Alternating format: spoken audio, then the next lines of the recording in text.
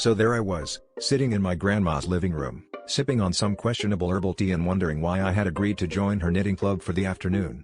It seemed like a harmless enough activity, just some nice old ladies knitting scarves and gossiping about the latest in the neighborhood. But I was mildly intrigued when Grandma leaned over and whispered, "Tonight's the big night, you know. The underground sock puppet battles are happening right after we finish these mittens."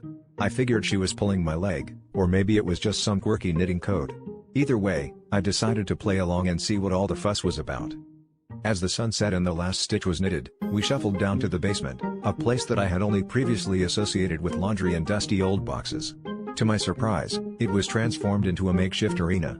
There were bleachers made from stacked crates, a spotlight fashioned from a desk lamp, and a little stage where the sock puppets would apparently duke it out for glory. The old ladies were giddy with excitement, clutching their knitting needles like they were tickets to the hottest show in town. Grandma handed me a sock puppet she called Sergeant Fluffernutter, and the battles began. It was an epic showdown of yarn and felt, complete with dramatic monologues and questionable accents. Just when I thought the evening couldn't get any stranger, things took a turn.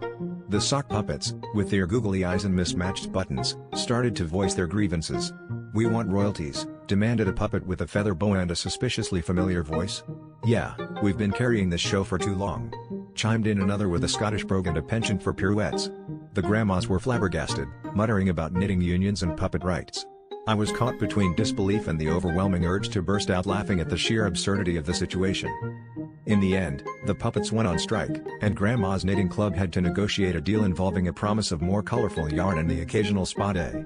As we packed up and headed upstairs, Grandma turned to me with a twinkle in her eye and said, "Well, I guess that's what happens when you give them a hand." And just like that, I realized I had witnessed the most peculiar chapter in the annals of knitting club history, one where sock puppets stole the show and proved that even the quietest basement could host a yarn-spun revolution.